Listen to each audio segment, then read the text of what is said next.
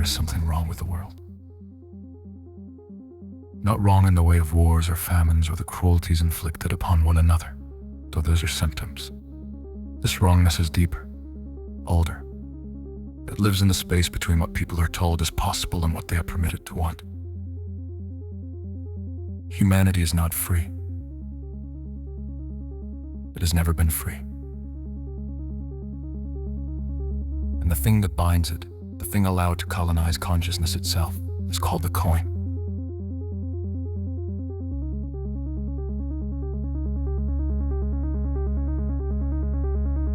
The coin is not merely currency. It is not just paper in wallets or numbers in accounts. The coin is a presence. It lives in the way people think, the way they calculate risk, the way they measure themselves against an invisible standard that was never theirs to begin with. It exists in the softest textures of the mind, in fears, desires, and the voice that whispers not enough, never enough, will never be enough. The coin does not ask for submission. It engineers it. It presses down on consciousness like atmospheric pressure, like the weight of deep water, until spines curve and voices lower, and dreams contract to fit within the narrow space of what has been taught is possible. Choose the safer path. Accept the smaller portion. Do not make waves because waves attract attention, and attention costs more than can be afforded. This is not cowardice. This is survival in a system that has carefully, meticulously priced the consequences of resistance. Miss a payment, and the machinery turns its attention. Fall behind and the mark is made.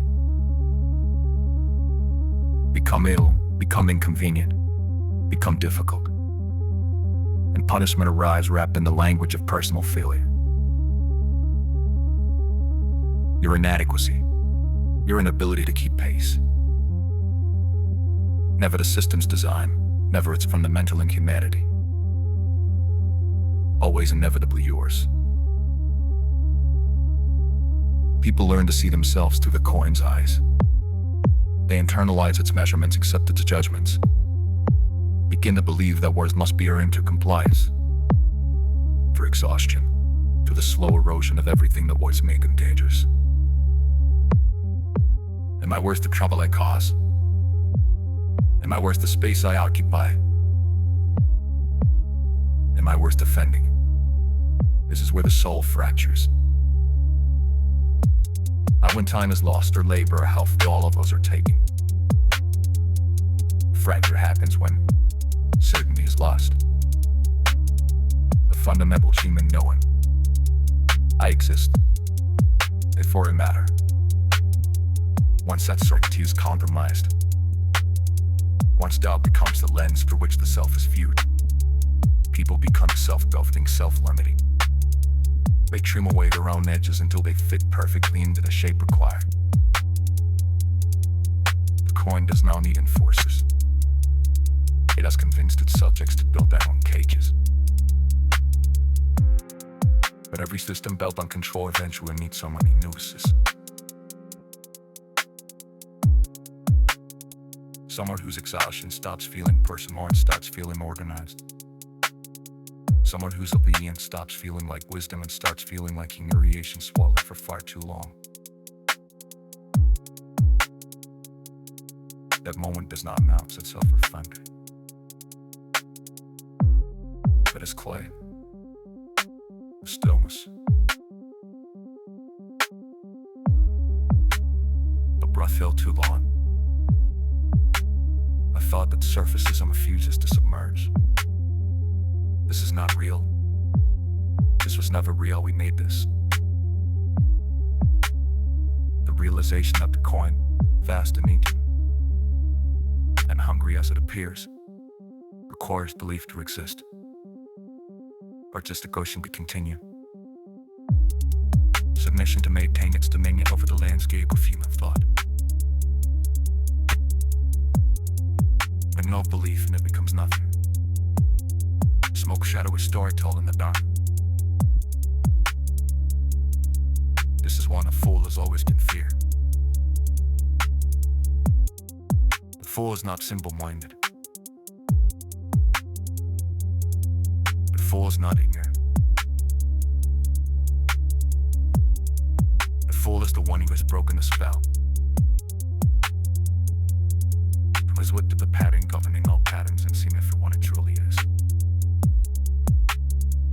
The parasite.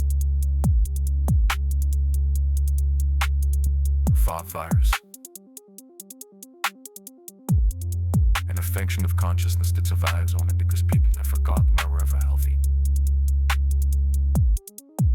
Fool stops feeding it. Starts obeying it. Starts believing the voice whispering you are not enough. Is anything other than the entity speaking through the stolen architecture of their own mind. Fool remembers something the system cannot tolerate. Worth was never meant to be earned or suffering. Freedom was never supposed to cost this much.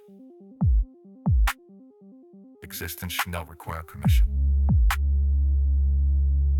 Every system dealt them control of that true encounters its fool. The one who remembers. The one who awakes, the one who looks in the shade of pain sees not order but hunger. Something that feeds and calls its feeding natural law. The system does not recognize the danger at first. It dismisses. Ridicules. Calls the fool naive, foolish, entitled. Never understanding that danger is precisely what the fool represents. Because once the spell is broken, once the coin's presence is felt with torn from the mind, it prepares hyper-quantum light.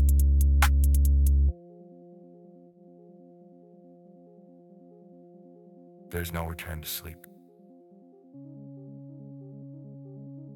No resuming the performance, or pretending the cage was ever necessary.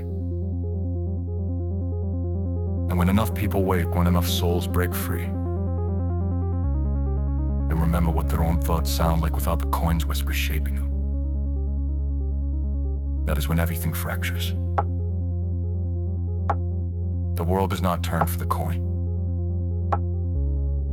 It has never turned for the coin. It turns for the regular people.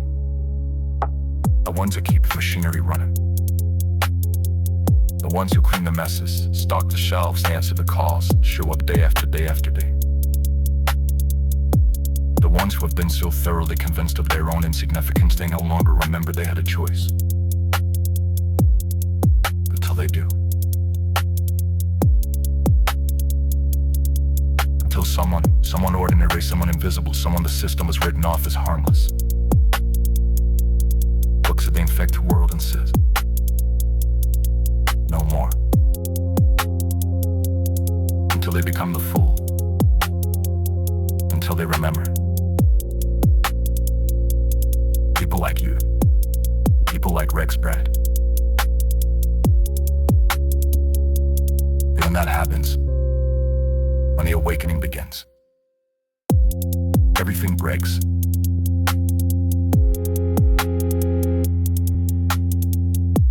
Everything breaks.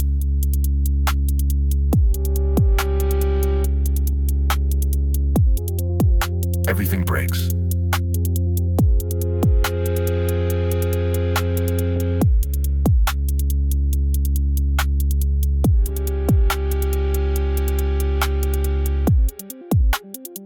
Everything breaks.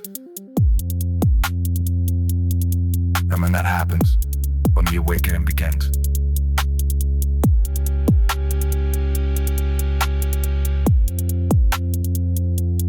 everything breaks.